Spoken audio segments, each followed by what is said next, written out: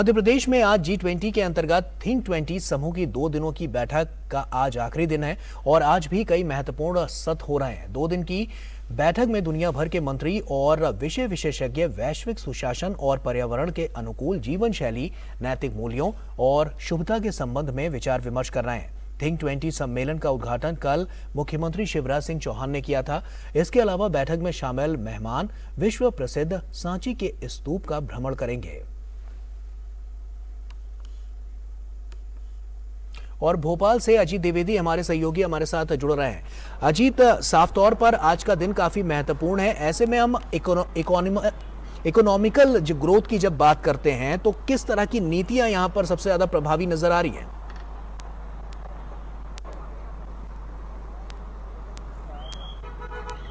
बिल्कुल गौरव, देखिए आज दूसरा दिन है और लगातार जो है बैठकों का दौर जारी है। कल की अगर बात करें तो कल देखिए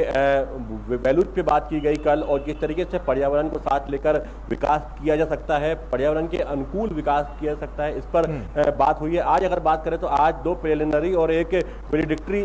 सेशन होगा, साथ ही एक राउंड टेबल भी डिस्कशन रखा गया है जिसमें कि ग्लोबल गवर्नेंस को लेकर बात की जाएगी कि ग्लोबल लेवल पर गवर्नेंस किस तरह का हो, किस तरीके से लोगों को फायदा पहुंचाने वाली जो गवर्नेंस हो, किस तरीके से जो पब्लिक वेलफेयर स्टेट की बात करते हैं वो किस तरीके से अप्लाई किया जाए। और ये एक आज बहुत महत्वपूर्ण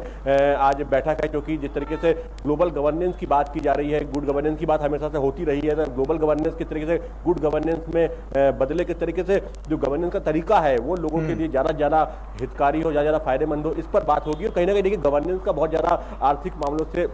जुड़ाव होता है, क्योंकि अगर जो प्रशासन होता है कहीं ना कहीं आर्थिक मामलों को भी प्रभावित करता है, तो निश्चित तौर पे अगर गवर्नेंस की बात होती है उसमें तमाम चीज़ें उसमें आ जाती है, चाहे वो आर्थिक हो, चाहे वो राजनीतिक हो, चाहे वो शैक्षिक हो, चाहे वो व्यवहारिक रूप में जो भी चीज़ें होती हैं समाज में। तो कोशिश की जा रही है कि ग्लोबल लेवल पे किस तरीके से अप्लाई किया जाए, और इसके लिए गुड गवर्नेंस या हम कह सकते हैं ग्लोबल गवर्नेंस को किस तरीके से जो देश है वहाँ पर जहाँ पे अभी इतना ज़्यादा अच्छा गवर्नेंस को लेकर बहुत अच्छा इंफ्रा नहीं है, या वहाँ पे उनको कोई चीज़ की आवश्यकता है, अगर एडमिनिस्ट्रेशन के लिए कोई सहायता की आवश्यकता है, तो वो देश जो कि जिनका अच्छा एक्सपीरियंस है, भारत जैसे देश जो कि लोकतांत्रिक व्यवस्था में अच्छा काम कर रहे हैं और अच्छा गवर्नेंस दे रहे हैं, तो वो किस तरीके से इसको उन देशों की मदद कर सकते हैं, और ऐसे देश जो कि सक्षम है वो किस तरीके से उनको हेल्प कर सकते हैं, इस पर बात होगी। और साथ ही जो इसकी खामियां हैं वो दूर करने का प्रयास किया जाएगा, और कोशिश की जाएगी कि राउंड टेबल पर सभी जो डेलीगेट्स बैठकर एक साथ चर्चा करें, एक साथ विचार विमर्श करें और तमाम जो ऐसे मुद्दे हैं उनको एड्रेस करें। इसके अलावा आज यहाँ पर यूथ कनेक्ट का एक कार्यक्रम रखा गया है, क्योंकि G20 में कोशिश की गई है कि जो विश्वविद्यालय के जो स्टूडेंट्स हैं वो भी इसमें सहभागी बने, पार्टिसिपेट करें। तो आज जो माखनलाल चतुर्वेदी पत्रकारिता विश्वविद्यालय है भोपाल में, वहाँ के कैंपस में ये डेलीगेट्स जाएंगे, वहाँ पर कार्यक्रम है और वहाँ पर एक डायलॉग होगा डेलीगेट्स और स्टूडेंट्स के बीच में, वहाँ पर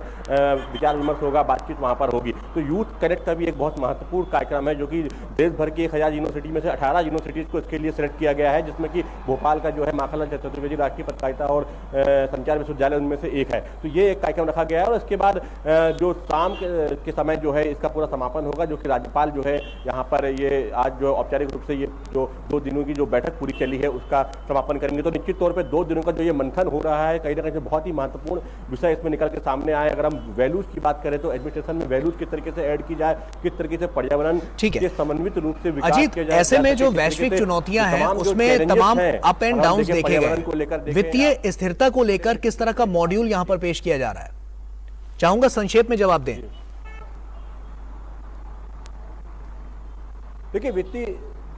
बिल्कुल, देखिए वित्तीय संस्था को देखिए हमेशा बात होती है कि किस तरीके जो विकसित देश है वो किस तरीके से जो विकासशील देश है या अंडर डेवलप्ड कंट्री है उनको किस तरीके से हेल्प कर सकते हैं, किस तरीके से उनकी मदद कर सकते हैं आर्थिक रूप से, और वित्तीय स्थिरता के लिए व्यापार किस तरीके से एक बहुत बड़ा साधन हो सकता है, किस तरीके से मदद के रूप में। क्योंकि देखिए अभी भी बहुत सारे ऐसे देश हैं या G20 के बहुत सारे ऐसे